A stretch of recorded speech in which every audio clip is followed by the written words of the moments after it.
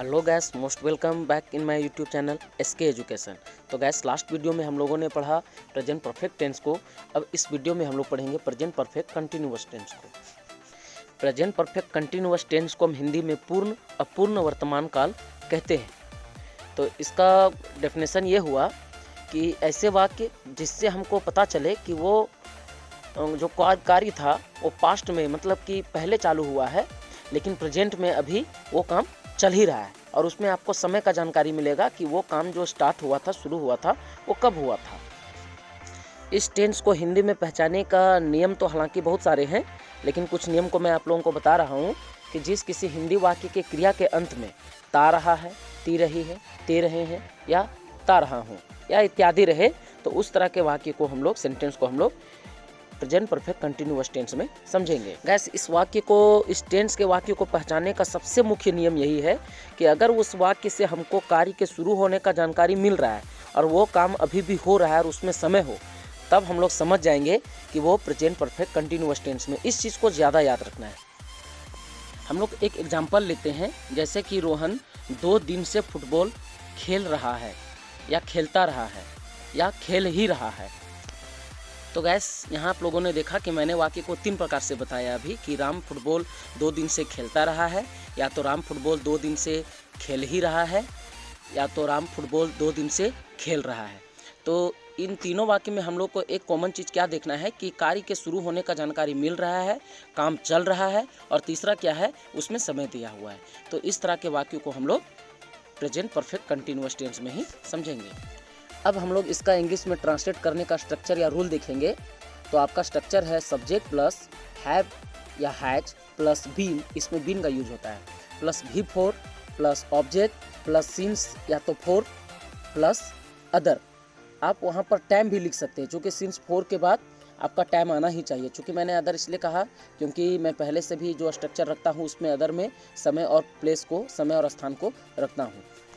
तो guys, last video में हम लोगों ने देखा है कि हैव हैज का यूज़ कहाँ होता है, तो सेम हैज बीन और हैव बीन का यूज उसी के साथ होगा। चलिए मैं शॉर्ट में बता देता हूँ आप लोगों को कि हैव बीन का जो यूज है वो आई के साथ, वी के साथ, यू के साथ, दे के साथ और एक से अधिक नेम्स के साथ, और हैज का जो यूज होगा वो ही, सी, इट और कोई एक नेम के साथ होगा।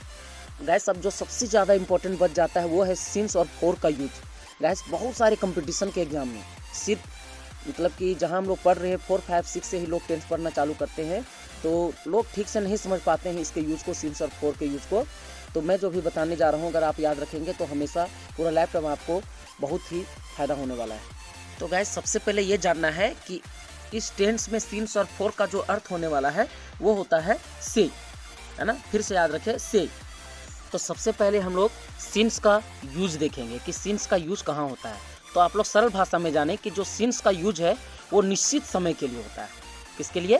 निश्चित समय के लिए। अब निश्चित समय क्या है, नहीं है, चलिए उसके बारे में समझते हैं। तो गैस, वीडियो ज़्यादा कहीं लंबा ना हो जाए, इसलिए सिंस फोर का जो यूज है वो एक्सप्लेन करके मैं नेक्स्ट वीडियो में तुरंत डालने वाला हूँ।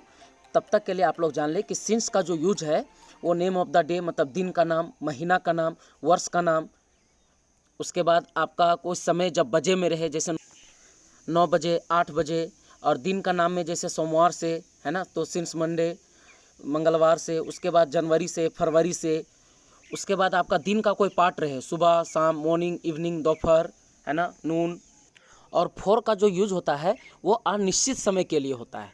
अनिश्चित समय कहने का मतलब है कि इसमें आपका कोई भी जो समय आएगा उसको आप काउंट कर सकते हैं, है ना। जैसे आप दिन में भी इसका यूज़ कर सकते हैं, जैसे कि बोल सकते हैं 2 दिन से खा रहा है ना। जैसे यहाँ अगर साल रहेगा तो रहेगा 2 साल से, महीना रहेगा तो 2 महीना से, दिन रहेगा तो 2 दिन से, ठीक है। तो इस तरह में हम लोग फोर का यूज़ करेंगे। गैस, जैसा कि मैंने कहा कि सिंस और फोर का जो यूज़ होता है वो बहुत ढेर सारी कंपटीशन के एग्जाम में होता है। तो नेक्स्ट वीडियो में तुरंत इसको अपलोड कर रहा हूँ, आप लोग ज़रूर देख लेंगे। अब हम लोग क्या करते हैं, इसका नेगेटिव रूल और क्वेश्चन रूल भी देख लेते हैं, उसके बाद हम लोग एग्जाम्पल लेंगे, ठीक ना। तो आपका नेगेटिव रूल हो जाएगा subject plus have has plus note. याद रखें, बीन से पहले नोट का यूज करना है, लोग इसी में बहुत ज़्यादा मिस्टेक करते हैं। तो हैव या तो हैज के बाद आपका नोट लगेगा, उसके बाद बीन का यूज होगा, फिर भी four plus object plus since four plus time other. अब हम लोग इसका क्वेश्चन रूल देखेंगे। तो पहला इंट्रोगेटिव का है हैज, इसको भी विशेष रूप से याद रखना है। सिर्फ हैव या हैज को ही सब्जेक्ट के आगे करना है, बीन को वहीं छोड़ देना है ना। तो have has plus subject plus been plus before plus object plus since for plus time other. और WH फॉर्म का भी इसी तरह होगा, WH plus have has plus subject plus been plus before plus object plus since for plus time. याद रखिए जब भी हम कोई सेंटेंस को क्वेश्चन बना रहे हैं तो लास्ट में क्वेश्चन मार्क देना जरूरी है, इसलिए दोनों सेंटेंस में देना है। अब गैस हम लोग चारों एग्जाम्पल को एक में रिलेट करके देखेंगे। जैसे राधा 2 दिन से अंग्रेजी बोलती रही है, तो Radha has been speaking English for 2 days.